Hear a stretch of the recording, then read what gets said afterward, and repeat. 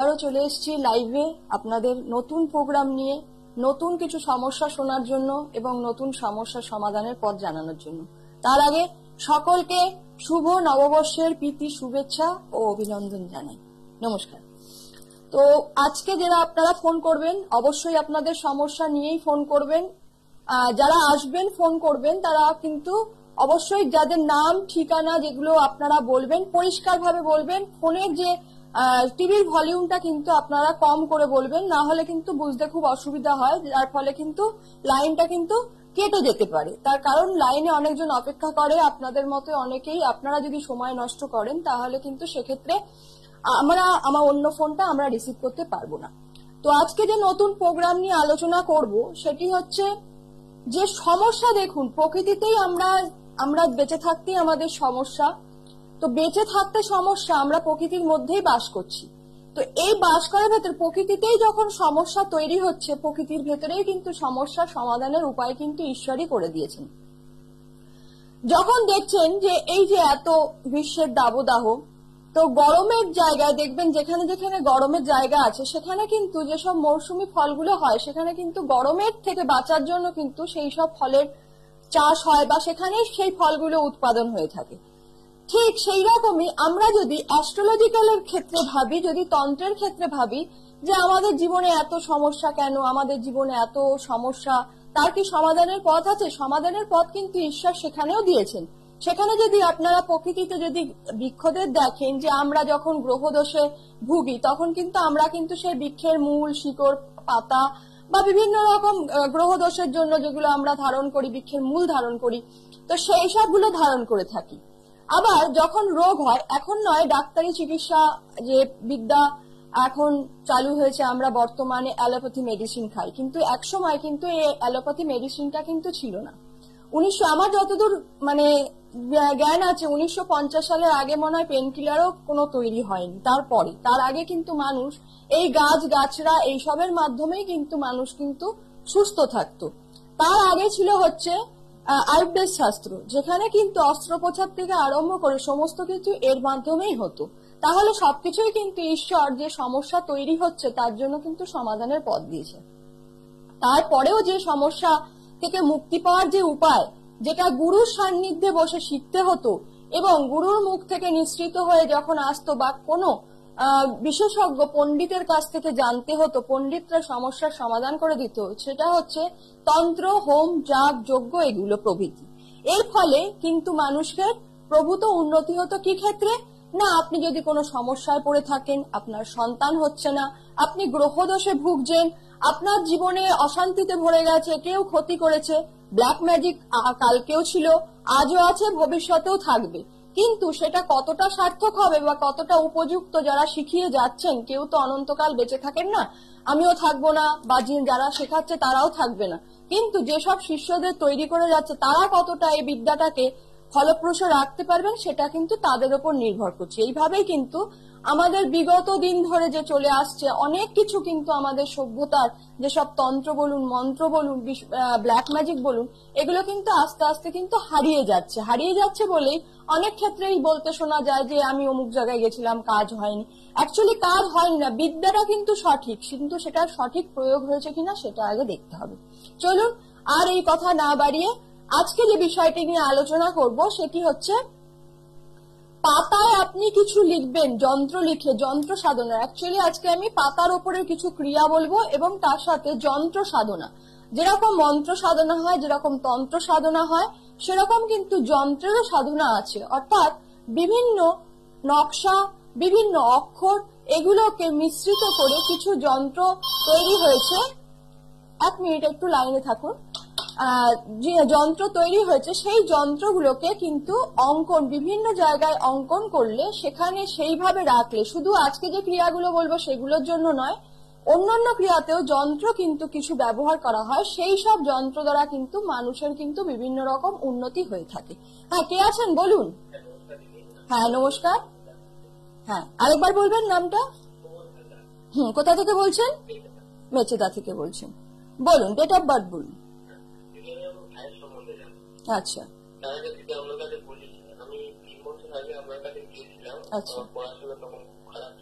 আচ্ছা পড়াশোনাটা ভালো ছিল, আমার মেডিকেল চেম্বারে দেখলাম। তো আপনার কাছে পরীক্ষা নিয়েছি, আমি পরীক্ষা দিয়েছি, পরীক্ষাটা করে আমার পরীক্ষার রেজাল্ট খুব ভালো হয়েছিল। আচ্ছা আচ্ছা আচ্ছা, মানে খুবই পরীক্ষার রেজাল্ট খুবই ভালো হয়েছিল। আমি যে পরীক্ষাটা দিয়েছি সেটা আমি পালন করেছিলাম, পরীক্ষাটা খুব ভালো হয়েছিল। এখন আমি সেই জন্য আমার ভাইয়ের মানে উচ্চমাধ্যমিক পরীক্ষার সামনে, উচ্চমাধ্যমিক পরীক্ষা মানে দেবের পরের বছর, ওই জন্য আপনার কাছে আগে ভাবেই আমি ফোন করে দিলাম। আচ্ছা ঠিক আছে, বলুন ভাইয়ের ডেট অফ বার্থ বলুন। 5/6/2005।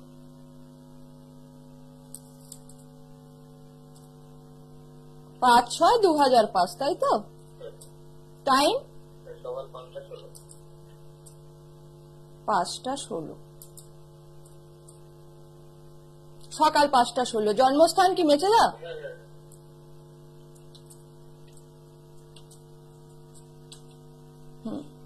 পরীক্ষা সম্পর্কে জানা যে কিরকম ফলটা হবে, তাই তো?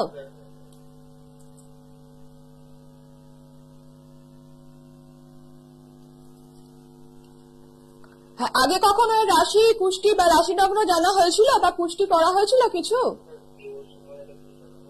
আচ্ছা, কিছু জানা হয়নি। আচ্ছা, এর হচ্ছে মেষ রাশি, মিথুন লগ্ন, জন্মে কালসর্প দোষ রয়েছে এবং কিন্তু এর আমি দেখতে পাচ্ছি যে পড়াশোনার দিকটায় কিন্তু একটু ডিস্টার্ব থাকবে, একটু অমনোযোগী তো, আর প্রচন্ড রাগ। তো সেক্ষেত্রে আমি বলবো এর কালসর্প দোষটা কিন্তু খণ্ডন করতে হবে। কালসর্প দোষ থাকলে মানুষের প্রচন্ড রাগ জেদ থাকে, কিন্তু কালসর্প সব ক্ষেত্রে কিন্তু খারাপ হয় না। যাদের যাদের কালসর্প থাকে তাদের এক্সট্রা ট্যালেন্টও থাকে, কিন্তু ট্যালেন্টটাকে রাখতে গেলে আগে অশুভ দোষটাকে খণ্ডন করতে হবে। তার কারণ হচ্ছে এই যে কালসর্প যোগ, এই কালসর্প যোগ কি করে, মানুষকে বাধা দিচ্ছে যে এর যে মানে সামনে জীবনটা যাতে সে এগোতে না পারে। কিন্তু এইটা যদি কাটিয়ে দেওয়া যায়, সে যে ভালো দিকটা, প্রত্যেকটা জিনিসের একটা ভালো খারাপ মিশিয়েই থাকে, তাহলে কালসর্প দোষ খণ্ডন করলে কিন্তু সেক্ষেত্রে কিন্তু এর জীবনে কিন্তু এগিয়ে যাওয়ার পথটা ক্লিয়ার হয়ে যাবে এবং ভালো জায়গায় কিন্তু ওর চাকরি বাকরি হওয়ার সম্ভাবনা আছে। তবে আমি বলে দিই, ইলেকট্রনিক্স দিক থেকে বা ইঞ্জিনিয়ারিং এর দিক থেকে যদি এগোয় সামনের দিনে, কিন্তু এর কিন্তু ভালো রেজাল্ট মানে পাবে আর কি। কিন্তু সবার আগে কিন্তু কালসর্প দোষটা খণ্ডন করতে হবে। হ্যাঁ নিশ্চয়ই 100% ঠিক হয়ে যাবে। হ্যাঁ, মেচেদার সামনের মাসে। হ্যাঁ ঠিক আছে, একটু আগে বুকিং করাতে হয়, মাসের প্রথম দিকটা একটু বুকিং করে নিতে হবে। হ্যাঁ ঠিক আছে। হ্যাঁ, আমরা আলোচনায় ছিলাম যে যন্ত্র নকশা অঙ্কনের দিকটা। তো এই যে নকশা, এই নকশা অঙ্কন কি, নকশা শুধু যে যন্ত্র না, বিভিন্ন রকম বিভিন্ন নকশা আছে যেগুলোর দ্বারা কিন্তু বিভিন্ন ক্রিয়া করা হয়ে থাকে। সেই নকশায় মন্ত্র থাকতেও পারে, লেখা নাও থাকতে পারে, এটা কোনো ফ্যাক্টর না। তো আজকে আমি যে ক্রিয়াগুলোর কথা বলবো সেগুলো হচ্ছে যারা অর্থ কষ্টে ভুগছেন, যারা মানে ব্যবসা করছেন, উন্নতি হচ্ছে না, সামান্য টোটকা করছেন, সামান্য ফল পাচ্ছেন, কিন্তু নিজের হাতে এই যে যন্ত্রগুলো আমি দিচ্ছি এগুলো যে কেউ করতে পারে, এর জন্য কোনো যন্ত্র সিদ্ধ করার কোনো প্রয়োজন নেই। আপনারা জাস্ট যে দ্রব্যগুলো দিয়ে আমি বলবো সেই দ্রব্য দিয়ে এই যন্ত্রগুলোকে অঙ্কন করবেন এবং অঙ্কন করার পর আপনারা সেটিকে যথাস্থানে রেখে দেবেন। অর্থাৎ যেখানে যেটা আমি উল্লেখ বলবো, বিভিন্ন তো রয়েছে, জানি না কতটা লাইভে আমি বলতে পারবো, যেখানে যেটা আমি রাখতে বলবো সেইখানে সেটা কিন্তু আপনারা রেখে দেবেন।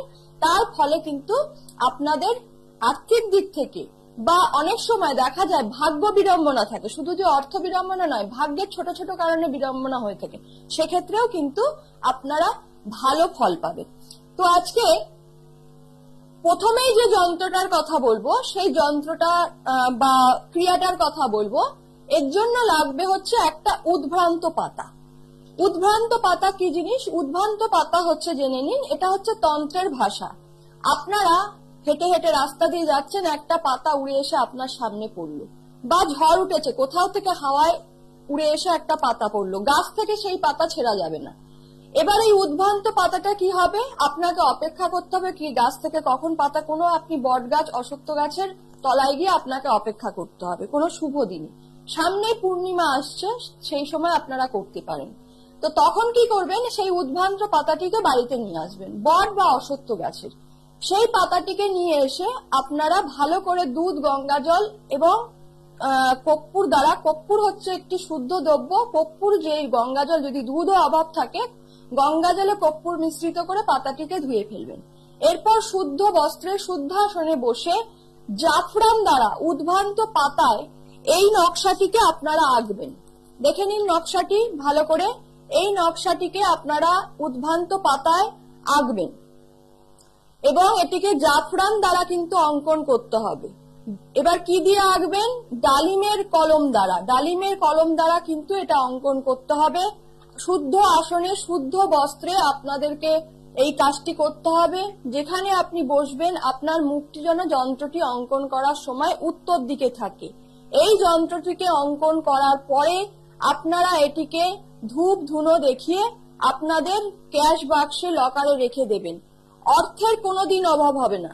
আপনাদের দেখবেন যে অনেকে বেকার আছেন, কাজ পাচ্ছেন না, তাদের ক্ষেত্রেও কিন্তু আমি বলতে পারি ঈশ্বর যদি সহায় হয় না তাহলে দেখবেন আপনাদের কাজেরও কিন্তু সন্ধান হয়ে যাবে। কিন্তু শুদ্ধ মানে সবার আগে লাগবে হচ্ছে বিশ্বাস। বিশ্বাস না থাকলে কিন্তু কোনো কিছুতেই কোনো কাজ হবে না। কথায় বলা আছে বিশ্বাসে মিলায় বস্তু তর্কে বহুদূর। যাদের মনে বিশ্বাস আছে তারাই করবেন, না হলে করবেন না। অযথা নিজেদের মানে মূল্যবান সময় নষ্ট করবেন না। আশা করি আপনারা বুঝতে পেরেছেন যন্ত্রটা। আমি পরের ক্রিয়ার দিকে যাব। তথে পাশি পরের ক্রিয়ায় যন্ত্রটার উপরে 1 নম্বর লেখা ছিল। এটা আমার বোঝার সুবিধার জন্য, অর্থাৎ এখানে আমি অনেকটা যন্ত্র লিখে এনেছি, তো ওইটা কিন্তু আপনারা লিখবেন না, শুধু আপনারা কিন্তু যন্ত্রটাই অঙ্কন করবেন। কেউ এসছেন, চলে এসেছেন, ফোনটা নিয়ে নিন। হ্যাঁ বলুন, কে আছেন? হ্যাঁ দিদি নমস্কার। হ্যাঁ নমস্কার। রানাঘাট থেকে বলছি, সুপর্ণা সেনগুপ্ত। আচ্ছা আচ্ছা, বলুন কার সম্পর্কে জানতে চান? আমি একটা আমার সম্পর্কে জানতে চাই। আচ্ছা বলুন। আমার নাম হচ্ছে সুপর্ণা। হ্যাঁ, আপনার ডেট অফ বার্থটা বলুন আর জন্মের টাইমটা বলুন, জন্মস্থানটা বলুন। 5/5/1993। হ্যাঁ 5/5/1993। সকাল 10টা। সকাল 10টা? পুরো 10টা? হ্যাঁ হ্যাঁ পুরো 10টা। সকাল 10টা। আর জন্মস্থান কি রানাঘাট? না না হুগলি। কোথায়? হুগলি? হ্যাঁ হ্যাঁ। কি জানতে চান বলুন। আমি জানতে চাই আমার ক্যারিয়ারের ব্যাপারে একটু জানতে চাই। মিথুন লগ্ন, তুলা রাশি? হ্যাঁ তুলা রাশি। তুলা রাশি, মিথুন লগ্ন। কেরিয়ার সম্পর্কে জানতে চান। এখন কি করা হচ্ছে? এখন একটা জব করি প্রাইভেটে। আচ্ছা অ্যাকচুয়ালি আমার কাকিমা না আমার মেয়েকে নিয়ে আপনার কাছে গেছিলেন, হ্যাঁ রান্নাঘাট থেকে। আচ্ছা আচ্ছা। তো এবার মানে কাকিমা খুব মানে দিদি বিয়ে হচ্ছিল না, বিয়েতে একটু প্রবলেম দেখা দিয়েছিল, সেই জন্য আপনার কাছে গেছিলেন এবং ভালো ফল পেয়েছে।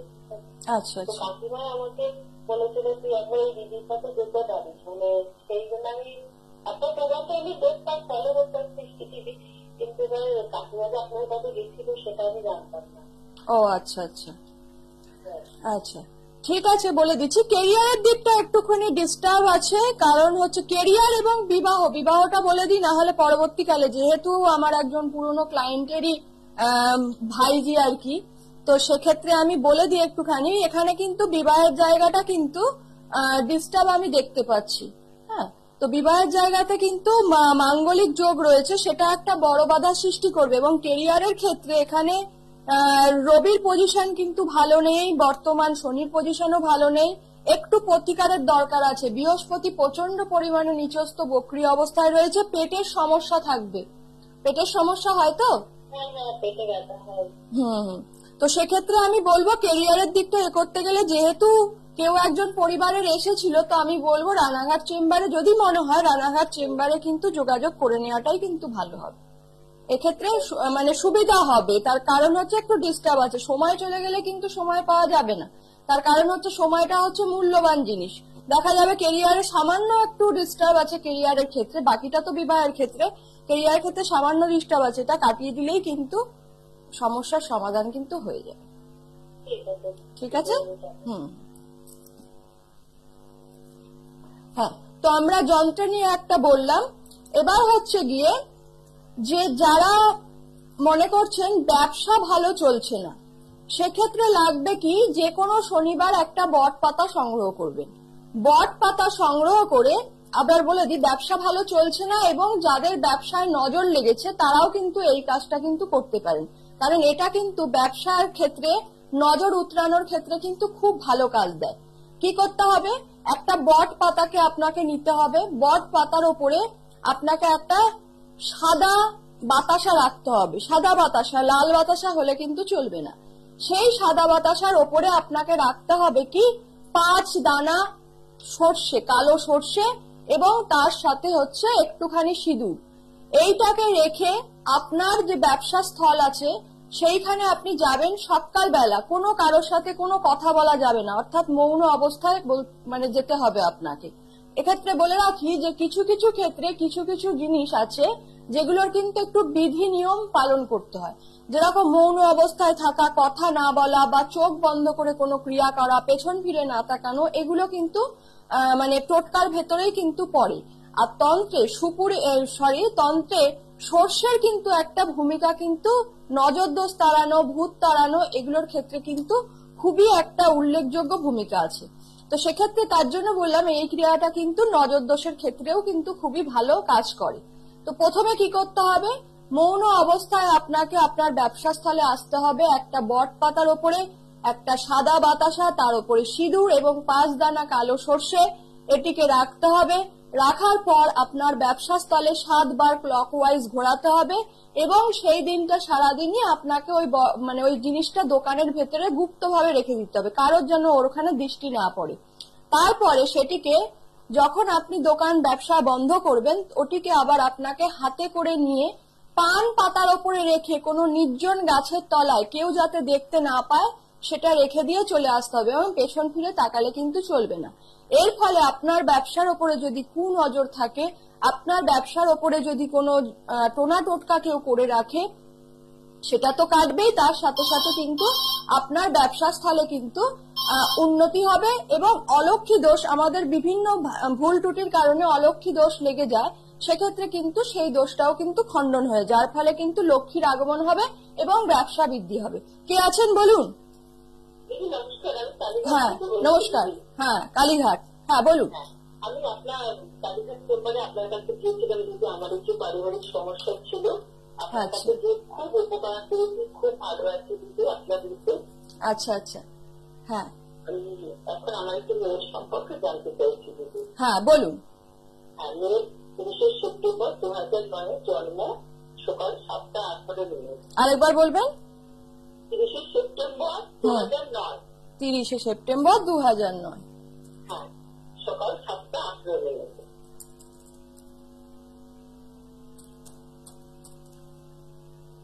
জন্মস্থান কলকাতা? কলকাতা থেকে।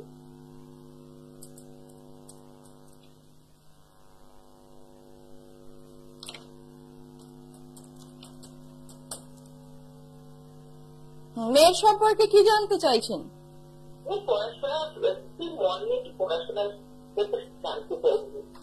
মকর রাশি, তুলা লগ্ন। হ্যাঁ, আজকে অনেকেই দেখলাম কারো তুলা রাশি, তুলা লগ্ন, এগুলো খুব মানে আসছে।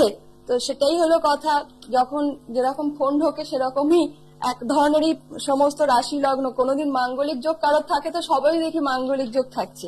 তো যাই হোক, আপনার মেয়ের আংশিক কালসর্প দোষ রয়েছে, মকর রাশি, তুলা লগ্ন। এখন কিন্তু শনির 7.5 চলছে, এটা কি জানেন? মেয়ের শনির 7.5 চলছে, শনির 7.5 চলছে। এবং যেটা সবচেয়ে আপনার মেয়ে অমনোযোগী, এবং তার সাথে সাথে আপনার মেয়ের যেটা রয়েছে হচ্ছে অমনোযোগিতার কারণে কিন্তু পড়াশোনাটা হচ্ছে না। রাহু চন্দ্র একই ঘরে অবস্থান করছে, ঘরটি শনির, এবং সেখানে কিন্তু বৃহস্পতি বক্রী অবস্থায় বসে রয়েছে বিদ্যাস্থানে। এই জায়গাটায় কিন্তু একটা ডিস্টার্ব দেখা যাচ্ছে। তো সেক্ষেত্রে আপনাকে অবশ্যই কিন্তু এই গ্রহণ যোগের প্রতিকার এবং গুরুচণ্ডাল যোগের প্রতিকার করতে হবে। আপনি কিছু যদি মেয়েকে বলতে যান, আপনার ওপরে কিন্তু মেয়ে চড়াও হয়ে যাবে, রেগে যাবে। তাই করে কি? শুধু আপনার ওপরে না, ও গুরুজনকে খুব একটা মানবে না।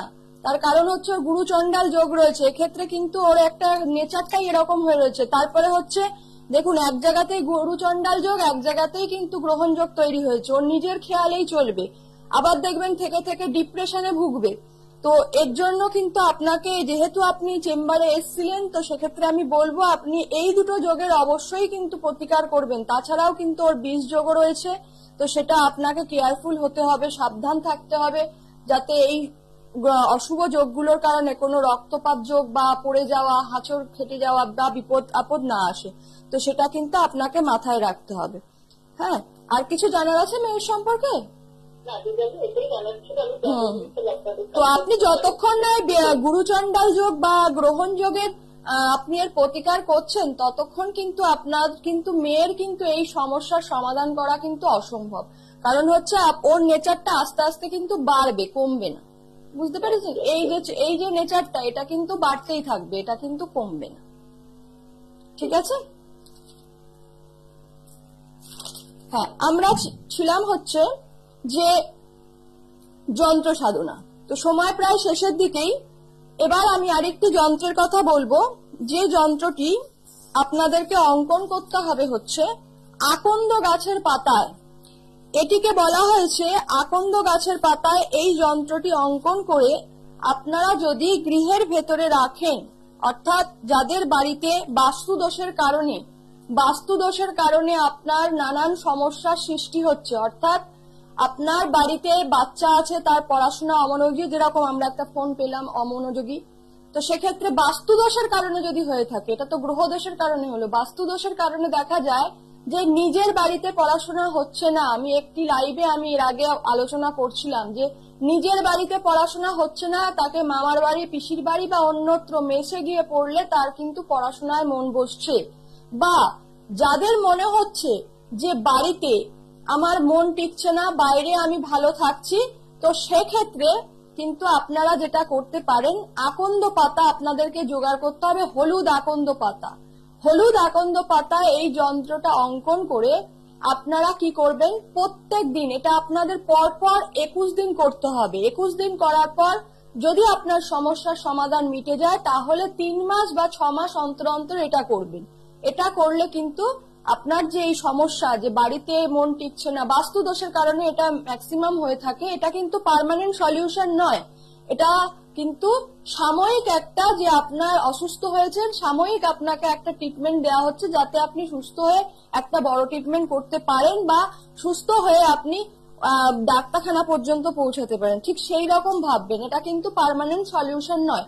এটা আপনি অসুস্থ, মানে আপনার বাস্তু অসুস্থ আছে, সেটিকে রোজ ঝগড়া ঝামেলা হচ্ছে বাড়িতে, রোজ নানা অশান্তি হচ্ছে, বাড়িতে অমনোযোগী হয়ে যাচ্ছে, বাচ্চা পড়াশোনা করতে পারছে না, তারপরে হচ্ছে বাড়ির লোকেরা বাড়িতে এলে একটা টেম্পটেড হয়ে যাচ্ছে, বাইরে ভালো থাকছে, মন ভালো লাগছে না, অনেক সময় দেখা হতাশা ক্লান্তিতে ভুগছেন, তাহলে কি করতে হবে, পর পর 21 দিন আপনাদেরকে করতে হবে কি, হলুদ আকন্দ পাতায়, অর্থাৎ যে আকন্দ পাতাগুলো হলুদ হয়ে গেছে, সেই আকন্দ পাতায় এই যন্ত্রটিকে আপনাদেরকে আঁকতে হবে। দেখে নিন যন্ত্রটি ভালো করে নোট ডাউন করুন যন্ত্রটিকে। এই যন্ত্রটিকে আঁকতে হবে, একটুও কিন্তু লেখা উল্টো পাল্টা করলে হবে না। কি দিয়ে লিখবেন, সিঁদুর এবং হচ্ছে ঘি একসাথে মিশ্রিত করে এই যন্ত্রটা লিখবেন। লেখার পরে এটিকে লিখতে গেলে আপনাকে উত্তর পূর্ব কোণে মুখ করে লিখতে হবে, অবশ্যই শুদ্ধ আসন, শুদ্ধ বস্ত্রে এটা কিন্তু করতে হবে। আর আসনের ক্ষেত্রে আমি বলবো, এই যন্ত্রটিকে লেখার জন্য কিন্তু কোন রকম, যে আসনে বসে আপনি পুজো করছেন সেই আসনে কিন্তু বসে করবেন না, আলাদা কোনো নতুন আসন নিয়ে নেবেন, তারপরে যন্ত্রটিকে লিখে আগুনে ফেলে দেবেন। তার ফলে 21 দিন করার পরে কিন্তু আপনার বাস্তু থেকে কিন্তু এই সমস্যা দূরীভূত হয়ে যাবে। আজকে সময় একেবারে শেষ, সবাই সুস্থ থাকবেন, ভালো থাকবেন, আর এরকম প্রোগ্রাম দেখতে অবশ্যই ফলো রাখুন। আমি যন্ত্র নিয়ে আবারও আসবো, আজকে অনেকগুলো নিয়ে এসেছিলাম, কিন্তু আজকে কিন্তু আমি দেখাতে পারলাম না। সবাই সুস্থ থাকুন, ভালো থাকুন, নমস্কার। দূর আর দূরে নেই অচেনা আর চেনা, তাই অচেনাকে জানতে